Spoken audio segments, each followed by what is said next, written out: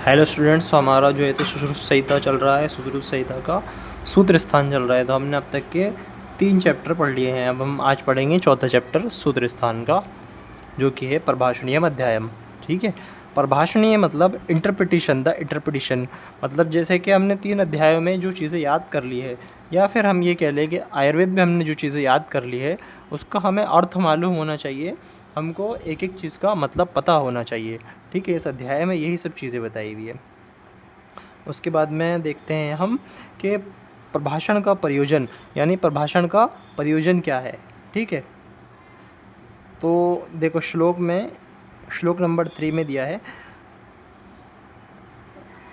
खरस्य चंदन भार एवं केवलम परिश्रम करम भवति। ठीक है, तो जो ऐसे देखो हिंदी पढ़ते हैं अपन उसका, अधीत पढ़े हुए शास्त्र का अर्थ ना जानना गधे द्वारा चंदन को ढोने की तरह केवल श्रम कर अर्थात थकान मात्र है। मतलब अगर हमने आयुर्वेद शास्त्र को पढ़ लिया या इसके अलावा कोई भी शास्त्र पढ़ा और हमें उसका मतलब नहीं पता, उसकी मीनिंग्स नहीं पता, तो उसका उदाहरण जो है तो आचार्य सुश्रुत ने ऐसे दिया है कि गधा है और चंदन है ना। तो गधा चंदन को लेकर जाता है, तो गधे को ये तो पता होता है कि उसकी पीठ पर चंदन है, उसको ये तो पता होता है कि उसकी पीठ पर किसी चीज़ का भार रखा हुआ है, लेकिन चंदन की उपयोगिता उसे नहीं पता होती है। तो यही बताया गया है कि सिर्फ पढ़ लेने मात्र से और जिसका हमें उसका अर्थ ना पता हो, तो गधे पर चंदन ढोने के समान इसका जो है तो उपमा दी गई है ना, याद रखना। उसके बाद में देखो ये श्लोक, इसका रेफरेंस इम्पोर्टेंट है। यथा खरस चंदन भारवाही भारस्य वेत्ता न तु चंदनस्य एवं ही शास्त्राणि बहुन्निधीते च अर्थेषु मूढ़ा खर्व द्वहंती। ठीक है, जिस प्रकार चंदन को ढोने वाला गधा केवल भार को जानता है, चंदन के गुणों को नहीं, उसी प्रकार बहुत से शास्त्रों को पढ़कर भी व्यक्ति यदि उनके अर्थ को नहीं समझते हैं तो वे गधे की तरह भार वहन ही करते हैं। उसके बाद में दिया हुआ है श्लोक नंबर 5। श्लोक नंबर 5 में देखेंगे शास्त्र के अक्षरशः सूक्ष्म अध्ययन की आवश्यकता है ना। इसमें श्लोक में ये अंडरलाइन कर लो, शास्त्रो ये विचिन्त्यमाना विमल विपुल बुद्धेरपि बुद्धिम आकुली कुर्यु किम पुनर्अल्प बुद्धे। इसको आप देख लेना एक बार, इतना इम्पोर्टेंट नहीं है। ठीक है, आप इसको एक बार रीड मार लेना फिर भी। उसके बाद में हम देखते हैं विविध शास्त्र ज्ञान की उपयोगिता, यानी अलग अलग शास्त्रों से ज्ञान हमें क्यों प्राप्त करना चाहिए।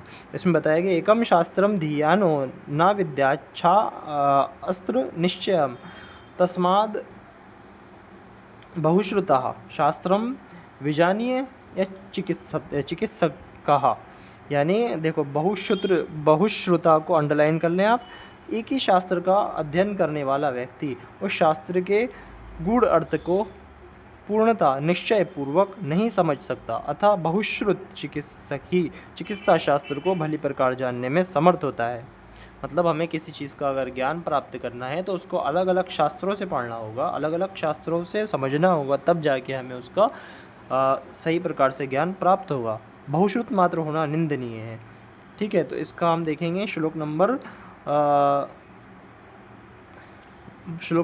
8 में जो लास्ट का आधा है वो देखिए, या कर्मा कुरुते वैद्य सा वैद्यो अन्यतु तस्कर।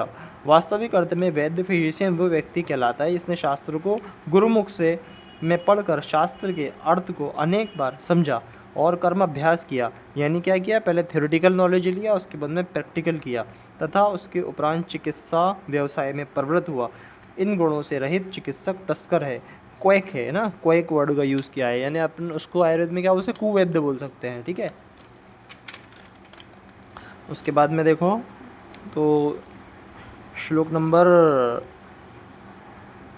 देखो ये जो श्लोक है उसके अंदर क्या इम्पोर्टेंट चीज़ ये है इसके अंदर के औपदेवनव तंत्र, औरभ्र तंत्र, श्वश्रुत तंत्र और पोषकलावत तंत्र, इन चारों तंत्रों को अन्य शल्य तंत्रों का मूल समझना चाहिए।